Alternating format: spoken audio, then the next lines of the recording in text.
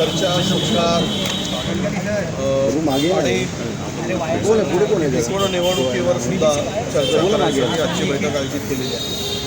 मुळात आज नेता निवडीचा निर्णय आज मला वाटतं की शक्यता नाही आणि हायकमांडमधून कोणी आज चंदीताला साहेब आज येणार होते पण ते पण आले नाही आणि पुढच्या आठवड्यामध्ये या संदर्भातला निर्णय होईल.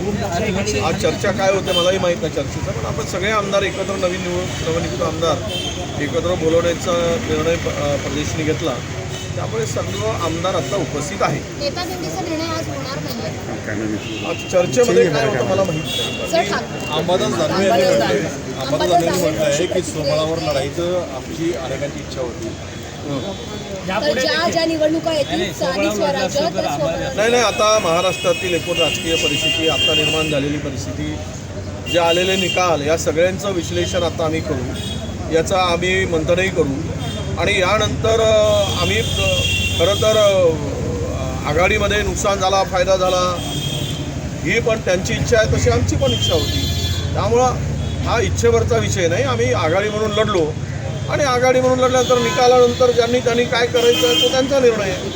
त्यांची काय भूमिका आहे ते मांडलेत, आमची काय भूमिका आहे आमचे प्रदेशाध्यक्ष मांडतील, आम्ही पण मांडू, पण त्याला थोडासा एवढ्या घाईने आम्ही काय आमची भूमिका जाहीर करणार नाही. वरिष्ठ पातळीवर आमच्या हायकमांडशी चर्चा करू. हायकमांडशी चर्चा झाल्यानंतर या संदर्भात काय भूमिका घ्यायची, आम्ही ही बाजू राज्यातील या सगळ्या राजकीय परिस्थिती संदर्भात चर्चा झाल्यानंतरच आम्ही तो निर्णय घेऊ. काही नेत्यांची अशी इच्छा होती का आपण पण सोबत लढायचं म्हणून काँग्रेसने? नाही, आमच्या बघा अनेकांच्या पक्षामध्ये अनेक मतं असतात. त्यामधले काही लोकांचं मत होतं की आपण स्वतंत्र लढावं. त्यावेळेचं पण असं नाही की ते पार्टीचं मत असलं पाहिजे, वैयक्तिक मत अनेकांचे अनेक मत असतात, त्यामुळे ते वैयक्तिक मत आहेत असं मी म्हणतो.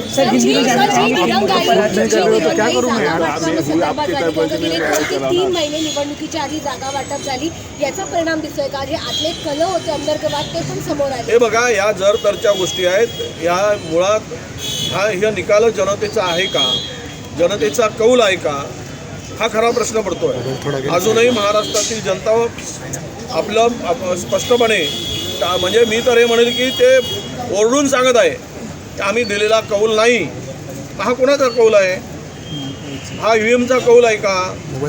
हा एकमेकाच्या गळ्यात महायुतीनं हार घालण्यापेक्षा ईव्हीएमच्या गळ्यात हार घालून आपला आनंद मनवावा अशी चर्चा ईव्हीएम कोणा सांगतो, हे सगळी जी चर्चा आहे त्यावर जनतेची जी भूमिका आहे ती अजूनही जनतेला हे झालेला महायुतीचा विजय पचनी पडत नाही आहे. त्यामुळं त्यांची भूमिका किंवा त्यांचं मत लक्षात घेतल्यानंतर एवढा मोठा विजय कसा मिळू शकतो? 2014मध्ये मोदींची लाट होती, त्यावेळेस आम्ही 42 जागा जिंकल्या. 19मध्ये पुलवामासारखा होता आणि संपूर्ण देशभर BJP होती. आम्हाला म्हणत होते की 10 जागा पण येणार नाही, त्यावेळेस आम्ही 44 जागा जिंकल्या. आणि आत्ता जर आम्हाला 15 जागा 16 जागा जिंकत आलो आम्ही, यामध्ये अनेकांच्या संदर्भामधली जे काही संभ्रम आहे त्या संदर्भात चर्चा होईल. चर्चेमध्ये काय मत निघतंय त्यावर आम्ही पुढे बोलू.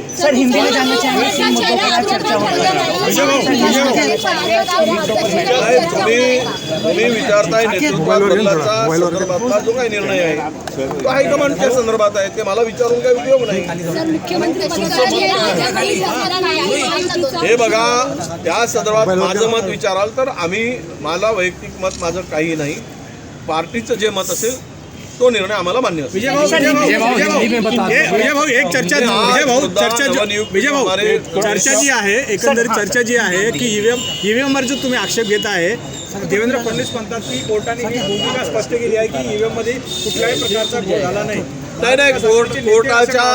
कोर्टाचं जे काही आत्ता निर्णय दिलेला किंवा कोर्टाचं जे काही मत आहे ते आम्ही ऐकलं आहे. खरं तर आम्ही या संदर्भात कोर्टाच्या भूमिकेवर काही प्रश्नचिन्ह आम्हाला उभं करायचा विषय नाही, आम्ही तो अधिकार पण नाही. परंतु महाराष्ट्र नव्हे, देशातील जनता ज्यावेळेस ओरडते त्यावेळेस ज्युडिशरीनी सुद्धा गांभीर्यानं या संदर्भातली थोडीशी भूमिका जर मांडली असती तर आम्हाला आनंद झाला असता. अर्थात निर्णय त्यांचा सर्वोच्च निर्णय आहे, त्यावर प्रतिक्रिया द्यायची आम्हाला आवश्यकता नहीं। नहीं मुद्दों की नहीं, नवनियुक्त हमारे नए चुनाव जीतकर आए MLA जो है उनको बुलाया गया है उनके साथ में चर्चा करने के लिए। चर्चा करके सब बातें, ये एक मुद्दा है कि चलो उनका सत्कार भी हो, उनका स्वागत भी हो।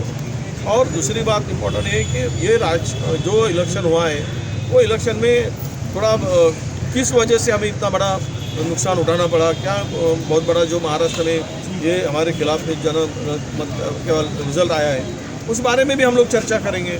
और हार के बारे में मंथन तो करना है ना कि क्यों हुआ है, इसके बारे में आज की बैठक है। सर सत्ता पक्ष कह रहा है एलिगेशंस आप लोग लगा रहे हैं, हाँ ईवीएम के साथ कुछ हुआ है क्या? नहीं, देखो मैंने तो नहीं कह रहा हूँ, 79 असेंबली में वोट कम मिले ये मैं नहीं कह रहा हूँ।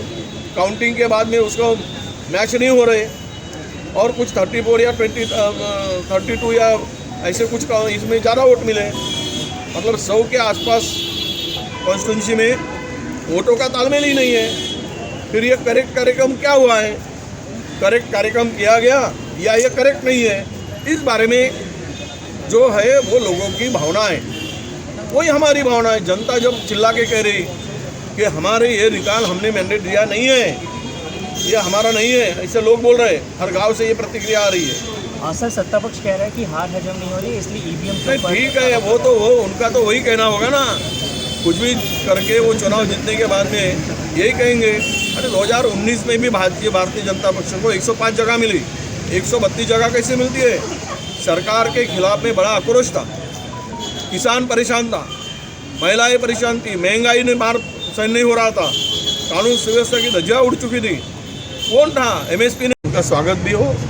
और दूसरी बात इम्पोर्टेंट है कि ये जो इलेक्शन हुआ है वो इलेक्शन में थोड़ा किस वजह से हमें इतना बड़ा नुकसान उठाना पड़ा, क्या बहुत बड़ा जो महाराष्ट्र में ये हमारे खिलाफ में केवल रिजल्ट आया है, उस बारे में भी हम लोग चर्चा करेंगे। और हार के बारे में मंथन तो करना है ना कि क्यों हुआ है, इसके बारे में आज की बैठक है।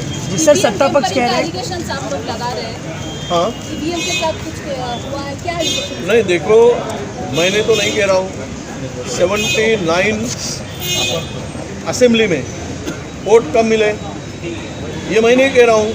काउंटिंग के बाद में उसको मैच नहीं हो रहे और कुछ 34 या 32 या ऐसे कुछ इसमें ज़्यादा वोट मिले, मतलब 100 के आसपास कॉन्स्टिट्यूंसी में वोटों का तालमेल ही नहीं है। फिर ये करेक्ट कार्यक्रम क्या हुआ है, करेक्ट कार्यक्रम किया गया या ये करेक्ट नहीं है, इस बारे में जो है वो लोगों की भावना है, वही हमारी भावना है। जनता जब चिल्ला के कह रही कि हमारे ये निकाल हमने मैंडेट दिया नहीं है, ये हमारा नहीं है, ऐसे लोग बोल रहे हैं, हर गांव से ये प्रतिक्रिया आ रही है।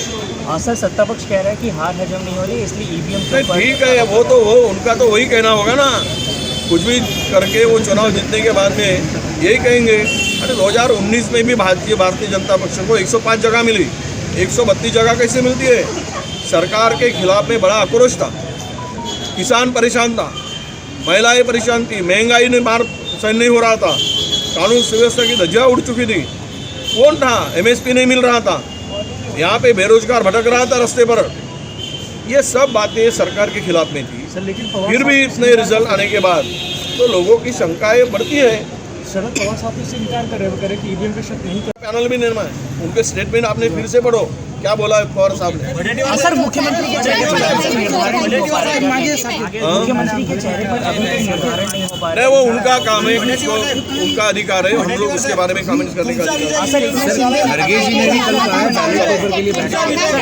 सर,